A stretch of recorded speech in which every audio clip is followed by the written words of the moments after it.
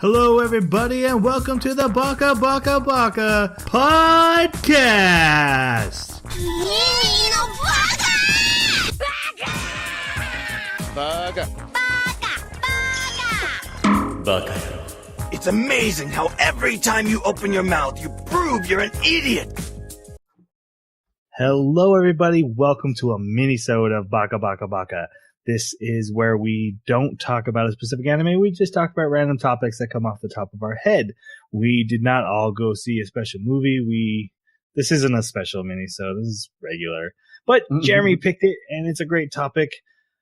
My name is Troy, and I am the one whose feet are sore from standing all day. That's all I got. Look, I'm not putting 100% effort into a mini-sode. That's never going to happen. Don't ever expect that.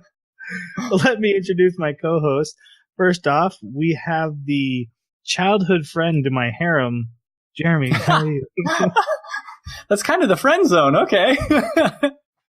So, every Heron has had that one childhood friend who's been there the whole time. That's true. I have been playing Kingdom Hearts, first time ever. And yeah, it's very interesting. I've only made it to like the race in the beginning. And so like 5 minutes in. Well, yeah, I'm like 10 hour of minutes cutscenes, 5 minutes. Yes. That's what it feels like too. It's like 5-10 minutes of actual playtime. And I hate the freaking camera, man. It's the PlayStation 2 era. So bad. What we had. I mean, like, the two trigger buttons don't even, like, they don't both move the camera in the directions they're supposed to. Like, the left one starts it rotating, and the right one actually moves it. Oh, it's like a toggle. So I have it so the second joystick controls the camera. That's how I'm used to doing it. That's way easier. I'm going to have to mess with the controls, because it's driving me nuts. We also have our other co-host, the bloody nose to my panty shot. Jason, how are you? Apparently aroused. Apparently. I'll tell you that the weather up in Washington is not fantastic. We get days where we get all 4 seasons. So in a day. Yeah. That's impressive. Yeah, one day. Hey, we haven't had any tornadoes, so we're beating Jeremy. Yeah, I had the second tornado warning on Friday, I think. Yeah. So how's the schoolgirl outfit to my high school anime, Troy? I'm doing good. I started watching RWBY. It's a YouTube series by Rooster Teeth. They did Red vs. Blue, and it's kind of like their anime, real short videos that they make up whole seasons and storylines. It's okay. The action is awesome. That's that Monty one, right? Monty he's the guy who did Dead Fantasy. It was that animation online where he combined the Final Fantasy characters and the Dead or Alive characters. It looks very similar to that. I remember watching that, and I think it's very similar. Like I said, the action is top notch. I mean, there's a guy with nunchuck shotguns. Yeah. I mean, it's really cool. My mind just got blown. What? Pretty much everybody has shotguns in that. Yeah, every weapon is like also a gun, and it's super over the top. Like the main girl has a giant scythe, but it's also a sniper rifle she can fire while she's swinging it. Yep. But yeah, this guy has nunchucks, and when he swings them, they fire off the shotgun. Have you encountered the yellow girl who has the things? And every time she punches, her shotgun blasts. Yeah. And people take it to the face and they're fine. I know. I don't get that. It's really just fun, over the top action. And then the characters are just kind of silly, and there's not a whole lot of depth in the plot. But there's some pretty good music in it, though. Yeah, they have some. So yeah, it's been fun to have on to kind of in the background while I'm doing other stuff. I was going over notes for the main podcast and stuff like that, and just checking out some of those YouTube videos. So that's what I've been up to. We are here tonight for this mini-sode to slightly put effort into talking about a subject that Jeremy picked. We are going to talk about the things anime have taught us. We've been watching it for a long part of our lives, and I'm sure we've taken some lessons away, whether they be serious or whether they not be so serious. So, Jeremy, why don't you go ahead and start us off? Okay. Well, it's funny because most of the time when I watch anime, I don't actually look for or even come away with a lot of lessons in it. So I had to actually think about this a lot. But it's interesting because there are a lot of things embedded in it that are pretty obvious. I mean, one of the biggest things is probably step up. If you see something's wrong, step up and do something about it because, if you do, you have that responsibility. Huh? Not the dance movie, right? Not that kind of stepping up. Unless you know how to dance, and then you might be able to distract or intimidate them. That might work. Watch out, you might get served. That's right. But I think one of the things that has always stuck with me is every time that you are confronted with an argument that you can't beat, one of your best chances of winning that argument is simply to say, I don't understand, or that doesn't matter. And the other person will inevitably go slack-jawed and be intimidated, surprised, impressed, and probably join you. So you probably have to power up like, that doesn't matter. Exactly. You could totally do that. Yeah, because that's one of the things that just always cracked me up. But, maybe there's some sense to it. I don't know. I need to try that at some point, like in the middle of a conversation. I'm going to do that to you, Jason. I'm going to do that to you next time. And then I'll join your side. You will. You'll be like, oh, you're right. That doesn't make sense. You're so right. Your muscles are so big, I must give in to your logic. Yes, I'm so impressed by your confidence. You don't have to make sense. But anyways, there's lots of things. And I think I see this also as quite a bit of a, there are so many funny memes and jokes that come out of anime. So there's always room for that too. What are some of your favorites there? Mine is, if you and a girl are falling down, you put your hands out in the cup position to catch yourself. And then if you do land and you're not sure if you're holding a boob, squeeze 2 times. Just to make sure. And then apologize because you are a gentleman. Right. And wipe the blood off of your upper lip. Right. Exactly. Another one is attractive people. They're usually villains. Watch out. I mean, think about it. Like, you've got Biba, you've got Sephiroth, right? And I know that's game, but it's also anime. You've got how much more scared are you of Hercule than you are of Cell, right? Hercule doesn't matter. Cell is frightening, right? Cell's so handsome. Cell's hot, man. Well, not till he's perfect, but I mean, he's perfect. Yeah. Well, he's kind of a goof until he starts changing. Frieza's kind of pretty too. I mean, if you think about it. And Frieza was terrifying. Sure. Jason, what have you learned from anime? I actually had to put a little bit of thought into this, and I'm sorry. Probably a little bit. If there was one thing I had to walk away from it as a positive, actual something I could take away and use, would be that many of the anime that we watch just for pleasure tends to have very varying themes. But one of the themes that really stands out is put yourself in their shoes. Look at it from their viewpoint. Take a moment to consider your opponent or your friends or someone beside yourself. Take a moment to and look at the situation from their perspective. And I think that's been very helpful to me in my life, just in general, as far as business and also marriage. Taking a moment to take me out of the equation for a moment and look at it objectively from someone else's position. And then with that information, am I the one being rude? Am I the one that's in the wrong? Or maybe I'm making a right decision, but for the wrong motivations, or that right decision in that moment might not be good down the road. So, and even sometimes what's right for you, two people can be right at the same time just because of different viewpoints. Right. Right. And so one of the fun ways of that getting that across is when you come across a really neat villain that you can't quite put in an evil category box. And anime has a lot of those and really interesting ones where you go, from their viewpoint, they're kind of right. And it makes it very difficult to continue to root for the protagonist, especially that protagonist ends up like, gung-ho, we'll beat them down. It's like, well, you haven't taken a moment to consider them.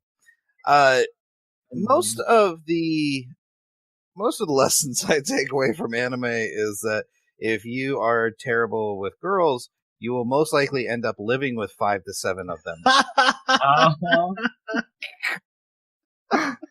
And they will all love you immensely. Unconditionally. But there will be some sort of very harsh punishment if you actually develop some sort of relationship with them. With any one of them. Like, all of them will agree that you have to love them all equally. Well, no. Like, you'll go to prison, or you'll be kicked out of a school, or, something really terrible, like if you touch any of them. But they all love you, and they all are throwing themselves at you. Have you ever noticed when the protagonist is like a perverted character or lecherous, they don't care about the harem girls as much as like every other girl outside of the harem is who they're like. You have 7 super hot chicks, but no, I gotta go to the beach. Sometimes I wonder if it's just the art. Like the ones in the harem, they're actually really homely. They're like they're not supposed to be ugly. They're not supposed to be hot. But it's the hard artist to made tell. a mistake. Yeah, exactly. Something I've always really liked from seeing anime is me and my wife met in high school and got married young, and so I'm married to my high school sweetheart. And you guys know I love the romance animes, but a lot of animes, because they take place in high school, they have that romance or high school love, and it turns into long-lasting love. That's a thing that shows up a lot in anime, and it's something I like seeing. Not just kids.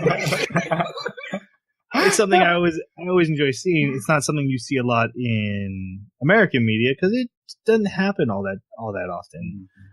But I like seeing that. I like seeing young people fall in love and build a life together, and because I see a lot of myself in that, and I appreciate that.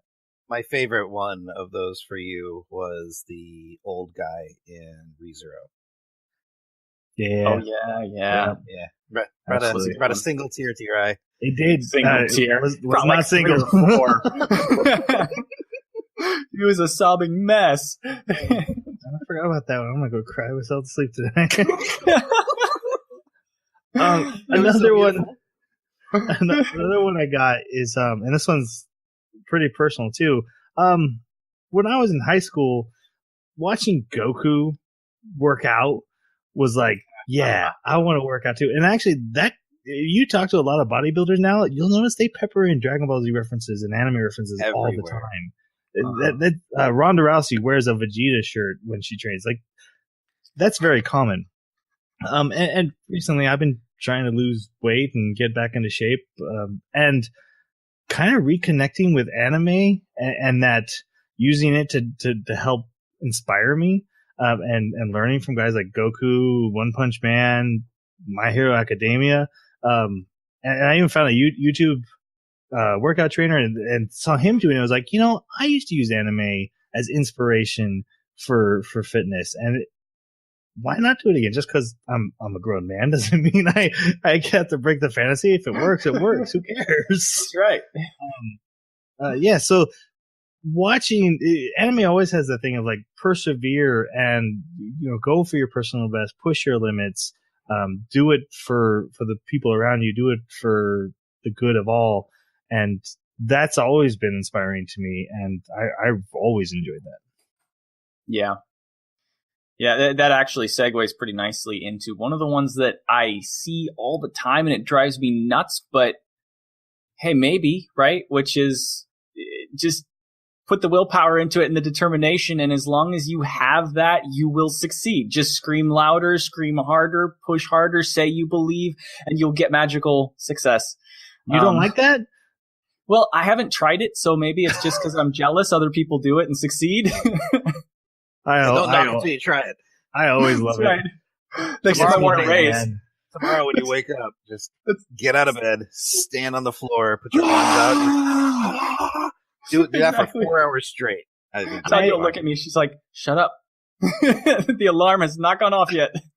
I may be guilty of trying to scream Kaioken to get like 1 or 2 more push-ups done. Hey, that's okay. It works. Hey, if it works, it works, right? Right. Okay. All right. So if you only do 1 or 2 more push-ups, that's like Kaioken times 2. Kaioken times like 0.05. That's much closer. Kaioken 1%. 1%. I like that. That's actually been probably what the biggest draw for anime is to me. Like when I first started, like that idea of willpower is the strongest force in the entire universe. And in anime, it is. You know, you can see it over and over again. Well, I think it's funny because, like, if you look at the accounts in real life of, like, people who get emotionally invested into having to do something, you do see an analog. It does happen. You know, mothers that do something because their child's in danger, or, you know, people because their spouse is in danger, or whatever. They can have those sudden inhuman bursts of strength or whatever. I'm saying whatever a lot. This is frustrating. You know what I mean? Yeah. Like, and so there is some substance, there is some foundation for that in real life. But as with just about everything else, I think anime exaggerates it so much that it becomes funny to watch. But yeah, you're right. There's a lot of foundation there in real life. Yeah. I just once want to be beaten into an inch of my life by a villain and then be like, no, I'm going to get up and beat you anyway. And then eat one single bean and you're amazingly healed. Oh, like better than healed, because you find out that you have like part Saiyan and they are a real species, and all of a sudden you're in the Dragon Ball movie. Hey, just saying. Hello.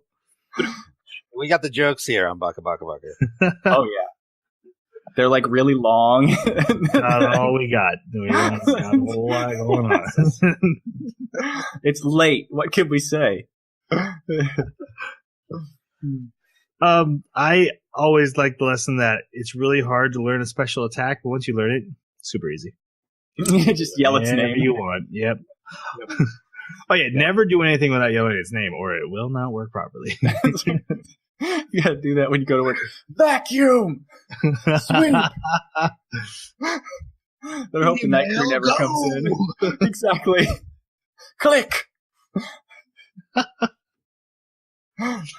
I think I might have seen something online where there were like comics about that or something.